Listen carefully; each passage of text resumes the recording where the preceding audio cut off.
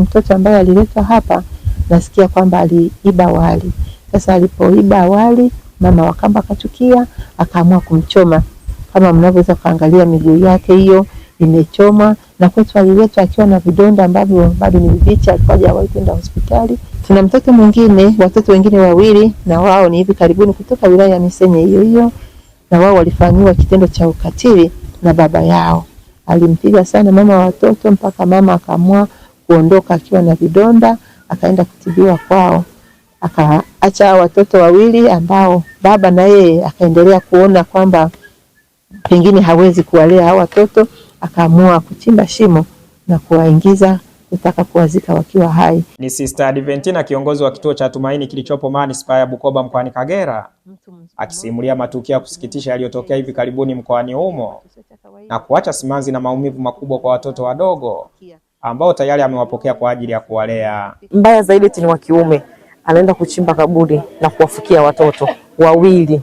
Kweli wazazi tuwe na moyo, tuwe na hofu ya Mungu. Kwa kweli mpaka na wakina mama mmeona kabisa jinsi tulivyokuja hapa, wameguswa na kuanza kulia. Na ukiona mtu ametoa machozi, jua kwamba ameguswa ndani ya moyo. Baadhi ya akina mama wa manispaa ya Bukoba wanatokwa na machozi kufuatia ukatili huo uliofanywa kwa watoto wadogo, sambamba na kutoa ushauri wao kwa jamii. Kwa simulizi zaidi juu ya matukio haya, ungana nasi wakati Sister Adventina akisimulia kwa urefu. Mimi ninaitwa Sister Adventina Kiamanya, kiongozi katika kituo cha Tumaini, na kituo hiki kiko katika kata ya Nyanga, mtaa wa Kiakailabwa, hapa manispaa ya Bukoba. Na tangu tumeanza huduma ni zaidi ya watoto 2000 ambao wamehudumiwa katika kituo hiki. Hivi karibuni tulipokea mtoto ambaye alifanyiwa ukatili na mama wa kambo kama kwa kumchoma. Inasemekana mtoto yule alikuwa ashibi, pale nyumbani walikuwa na changamoto ya chakula kwa sababu baba wa mji alishatelekeza familia ile, mama wa kambo akawa analea watoto akiwa peke yake. Sasa ikatokea huyu mtoto ambaye aliletwa hapa nasikia kwamba aliiba wali. Sasa alipoiba wali, mama wa kambo akachukia, akaamua kumchoma. Kama mnavyoweza kuangalia miguu yake hiyo imechoma, na kwetu aliletwa akiwa na vidonda ambavyo bado ni vibichi, alikuwa hajawahi kwenda hospitali. Tukampeleka hospitali na kumfanyia matibabu, na sasa mtoto ni kama amesababishiwa ulemavu. Hata ukiangalia jinsi anavyotembea ni ulemavu tayari. Hata sawa vidonda vimepona, lakini huyo umebaki ulemavu. Ni alama ambayo haifutiki katika maisha yake yote.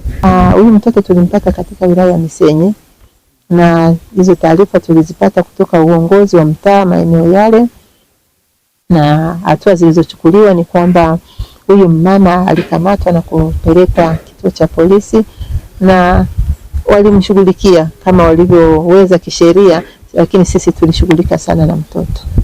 Yeye na mtoto ana hali gani sasa hivi? Kwa sasa mtoto anaendelea vizuri, anaweza kwenda shule, ameanza darasa la kwanza na sasa yuko darasa la 3. Tuna mtoto mwingine, watoto wengine wawili, na wao ni hivi karibuni kutoka wilaya ya Misenyi hiyo hiyo, na wao walifanyiwa kitendo cha ukatili na baba yao, ambapo inasemekana baba huyo alikuwa ni mkatili sana, kuanzia hata kwa mama wa watoto. Alimpiga sana mama wa watoto mpaka mama akaamua kuondoka akiwa na vidonda, akaenda kutibiwa kwao. Akaacha watoto wawili ambao baba na yeye akaendelea kuona kwamba pengine hawezi kuwalea hao watoto, akaamua kuchimba shimo na kuwaingiza kutaka kuwazika wakiwa hai. Wakati anaanza kuwafukia, wakapiga kelele, akawa anapita mtu mmoja mwenye mapenzi mema, akasikia hiyo sauti ya watoto, kilio ambacho sio cha kawaida. Kufika pale akakuta yule baba anaanza kufukia, akapiga yowe. Basi jamii ikafika, wakamkamata huyo baba, na sasa alichukuliwa hatua. Nasikia kwamba walimfunga. Kwa hiyo watoto walinusuriwa na serikali, ndio wakaamua walete hapa, kwa sababu hakuwepo hata mtu yeyote wa kuendelea kuwatunza hao watoto. Ndio. Na wenyewe wapo kwenye hali gani? Na watoto hawa wako katika hali nzuri, bado wako katika ni huu umri wa chini ya miaka 10, wameanza shule, wako chekechea. Matukio kama haya yanapotokea, nyie kama walezi yanawagusaje na nini ambacho ungependa kuiambia? Kwa kweli haya matendo yanapotokea yanaumiza kwa kweli. Katika hali ya kawaida kibinadamu, hata angelikuwa wewe au nani ungeguswa. Kwa hiyo sisi kama watendakazi tunaohudumia hawa watoto moja kwa moja, kwa kweli inatuumiza mioyo yetu. Tunaomba jamii, hebu wakawe na moyo wa huruma, kwa sababu unayomfanyia huyu mtoto huwezi kujua wewe mtoto wako atalelewa kwa namna gani. Na maandiko ya Mungu yanatukumbusha kwamba haya tunayowafanyia hawa ni kama tunamfanyia Mungu. Yaani kwamba ukitenda matendo mazuri kwa mtoto huyu unakuwa unamtendea Mungu. Lakini je, unapomtendea haya mabaya unategemea nini? Kwa vyovyote ni hukumu. Basi tunaomba jamii ili angalie hilo. Watoto hata kama wanakosea, basi hebu tuchukue hatua ambazo ni stahiki. Kama ni kumwadhibu, mpe adhabu ambayo inalingana na umri wake, na sio adhabu ya kumfanyia ukatili kiasi cha kumuondolea kiungo chake. Hiyo inakuwa sio sawa sawa. Basi tunaiomba jamii waliangalie hilo. Hata viongozi wanaokuwepo kwenye mazingira, inapotokea familia iko katika hali ya sintofahamu, pengine ni sababu ya utumiaji wa madawa ya kulevya, mtu akiwa katika hali ya kawaida kweli huwezi kutenda matendo ya namna hii. Pengine watu watajiuliza kwamba nyie nguvu ya kuwasaidia na kuwatunza hao watoto mnapata wapi? Labda kama kuna msaada mnaopata au mpaka sasa hivi hali ikoje ya kuwasaidia na kuwalea? Kwa kweli mpaka sasa kama nilivyosema kwamba ufadhili umepungua tangu mwaka 2003, tumesaidiwa na ufadhili kutoka nje ya nchi, na sasa wamefika wakati wakasema inatosha. Mnatakiwa na ninyi huko katika jamii mkapate ufadhili huko. Uhitaji bado ni mkubwa. Watoto bado ni wadogo, tuna watoto ambao hawajaanza hata shule, kwa hiyo tunahitaji msaada. Kwa hiyo hata kama tunajua kwamba kuna mahala fulani labda tunaweza tukaomba ufadhili, labda mtu anachukua watoto wachache, bado hayo tunayohitaji. Ninashukuru kuna aliyejitolea kulipa bima ya watoto kwa mwaka mmoja, na sasa ndio mwaka unaisha.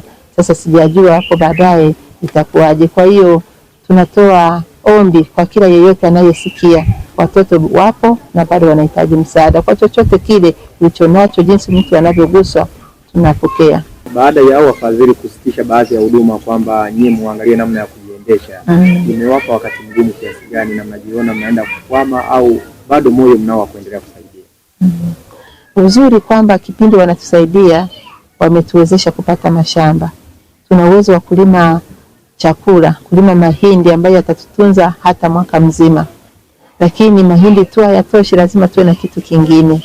Tunalima ndizi, ndio tunalima viazi, lakini mahitaji mengine kama mchele, sukari, mafuta ya ngozi, ya kula chakula na mengine kama unavyojua mahitaji ya shule kwa ujumla, hayo lazima tuyapate kutoka kwa watu wengine. Sisi hatuna uwezo wa kutengeneza. Pamoja na misaada kusitishwa, kwa kweli moyo wa kuwahudumia watoto hawa bado uko pale pale. Wakati mwingine watoto wanakuwa wengi kuliko uwezo, lakini tuko tayari kuendelea kuwahudumia. Hata haya tunazalisha kwa ajili ya watoto, hatuzalishi kwa ajili ya biashara, kwa sababu kama nilivyosema mambo mengine yanahitaji wewe na pesa. Ndio maana tumefuga ili tuweze kupata pesa, tunapouza maziwa tukapate pesa ya kuhudumia watoto, lakini pia hata yale maziwa watoto wakapate kuboresha afya zao. Kama unavyojua tuna watoto ambao ni wadogo chini ya miaka 5 hata zaidi, wanahitaji wapate afya nzuri. Kwa hiyo moyo bado tunao. Haya yote tunayofanya sio kwa ajili ya biashara, ni kwa ajili ya kuinua ustawi wa watoto hawa ambao wanakutazama sasa hivi na wangewiwa kusaidia au kusupport kwa chochote. Mawasiliano, address yenu labda kama kuwapata. Kwa wanaosikiliza, address yetu kama nilivyosema ni Tumaini Children's Center ambayo iko katika manispaa hapa Bukoba. Namba yangu ya simu ni 0754064425. Akina mama wa manispaa ya Bukoba wanashindwa kujizuia kutokwa na machozi baada ya kusimuliwa baadhi ya visa na ukatili unaowakumba watoto waliowakuta katika kituo hicho muda mfupi tu walipofika kwa ajili ya kuwapa msaada wa kile walichojaliwa. Kwa majina naitwa Arisia Biabato. Mimi ni mkazi wa Bukoba mjini. Hapa katika kituo cha Tumaini, hii ni mara yangu ya 3. Na ni kwa nini nawiwa kuja hapa? Ni kwa sababu ya mambo yaliyoko hapa. Watoto wengi walioko hapa wanatokea katika mazingira magumu, mazingira hatarishi. Wengine wanakutwa msituni, wengine wanakutwa huko mitaani, lakini hawaeleweki, hawana cha kuanzia, yani hawana A wala Z. Na sisi tunawiwa kuja hapa, wamama kama Kagera Mamas tulijikusanya ndani ya wiki 2, tukasema tufanye jambo la kuweka alama katika mwaka 2026 tumekuja kuwaona watoto ambao wanahitaji mahitaji maalum. Mimi kama mama ninapata uchungu zaidi kwa sababu ile miezi 9 nimebeba mimba ya mtoto mpaka kujifungua, lakini unaona mtu ambaye amepata opportunity ya kuwa mzazi, aidha mzazi wa kambo kwa mama au baba, lakini hawezi kumjali yule mtoto aliyemkuta, anamnyanyasa eti kisa tu hakumtoa tumboni mwake. Hiyo haileti akili katika maisha ya kawaida. Huyu anakuwa ni kichaa. Kama una akili timamu na una hofu ya Mungu, uweze kufanya hilo jambo. Mtu anafika hatua ya kumuunguza mtoto ambaye amedokoa tu wali. Ni kwa sababu hashibi au apewi, ananyanyaswa, anatukanwa, lakini amepata kagepu tu kidogo akasema ngoja nitoe, anakutwa eti mzazi unakuja unamuunguza mtoto. Hiyo hali imeniumiza sana. Mwingine anafika hatua ya kusema kwamba maisha haya yamekuwa magumu, mimi siwezi kulea mtoto, au ndoa imenishinda. Ile hasira anayokuwa nayo kama mzazi, hasa mbaya zaidi ni wa kiume, anaenda kuchimba kaburi na kuwafukia watoto wawili. Kweli wakati kuna watu huku wanalilia kupata hata watoto. Na waomba sana wazazi, tuwe na moyo, tuwe na hofu ya Mungu. Tukiwa na hofu ya Mungu hatuwezi kufikia kitendo hiki tunachokisikia na tunachokiona kwa watoto wengine au tuliowakuta kwenye hiki kituo. Kwa hiyo tunawasihi wakina mama walioko majumbani, tuwalee watoto wetu vema, tuwapende watoto wetu. Unyanyasaji katika hawa watoto wadogo ni mkubwa sana. Tujitahidi sana wakina mama, tuwapende watoto wetu kwa hali yoyote ile tutakayokuwa nayo. Tungangane na watoto wetu, tuwapende, tuwatunze, tuwajali. Na sisi ambao Mungu ametujalia kwa namna moja ama nyingine, tuwe na moyo wa upendo wa kuwatolea watoto kwa namna moja ama nyingine. Sio lazima uje hapa kwenye kituo, lakini kuna wengine tunao kwenye mazingira, basi tuwatembelee, tuwape sapoti, tuwaunganishe katika mazingira ya jamii inayotuzunguka, ili na wao kesho na kesho kutwa wawe kama sisi au zaidi yetu sisi. Kwa majina naitwa Ana Joyce Nasoro Kauno, ni mwenyekiti wa kikundi cha Kagera Mamas Group, kikundi ambacho tunasaidiana katika shida na raha. Na tulipofika hapa kwa kweli tumeguswa zaidi ya jinsi tulivyokuwa tunafikiria. Mpaka na wakina mama mmeona kabisa jinsi tulivyokuja hapa, wameguswa na kuanza kulia. Na ukiona mtu ametoa machozi, jua kwamba ameguswa ndani ya moyo. Ninachopenda kuambia wazazi wengine ambao wako majumbani, kama umeujali wakuwa na familia yako na watoto wako, nawaombeni jamani, hata mkae nao vizuri. Tunawaombeni jamani, wakina mama, wakina baba, uleeni kabisa familia zenu kwa umakini na watoto wenu, ili watoto watulie majumbani. Hapa anaeleza changamoto wanazozipitia kuwalea na kuwabadilisha watoto, hususan wanaowapata kutoka mtaani. Changamoto inahitaji uvumilivu, haihitaji kukata tamaa, kwa sababu mtoto ambaye amejilea pengine kwa kipindi kirefu au kipindi kifupi, sio rahisi kumbadilisha kumrudisha katika hali ya kawaida. Inahitaji moyo wa uvumilivu. Kwa hiyo moyo wa uvumilivu ndio umetusaidia sana, hasa upendo. Hao watoto ukiwapenda, ukiwaonyesha upendo, basi ni rahisi kubadilisha tabia zao walizokuwa nazo. Maana pengine walizoea kukatiliwa wakiwa kwenye familia, lakini wamezoea kukatiliwa hata walipokuwa mtaani. Kwa kumalizia sister, tunajua kwamba wapo watu ambao wanaweza wakawiwa kwamba mimi hata mtoto mmoja wawili niwachukue nikawalee kabisa kwenye familia yangu. Kwanza mna utaratibu gani mnaofuata? Ndio. Utaratibu uliopo kwa ajili ya watoto ambao hawana familia ni kupitia katika ofisi za ustawi wa jamii. Kuna taratibu ambazo zimewekwa kwa yeyote anayehitaji kuwasili mtoto, kumchukua mtoto kama wa kwake. Lakini pia mwingine anahitaji awe na mtoto kwa ajili ya kumlea. Taratibu ziko wazi katika ofisi za ustawi wa jamii. Na kweli watoto wapo ambao wanatamani wangelipata hata mlezi wa karibu. Unakuta mtoto anakaa hapa muda mrefu zaidi ya mwaka, hajawahi kubadilisha mazingira, hajui aende wapi kwa sababu hali ya huko alikotoka ni ngumu, au pengine mwingine hajulikani ametoka wapi.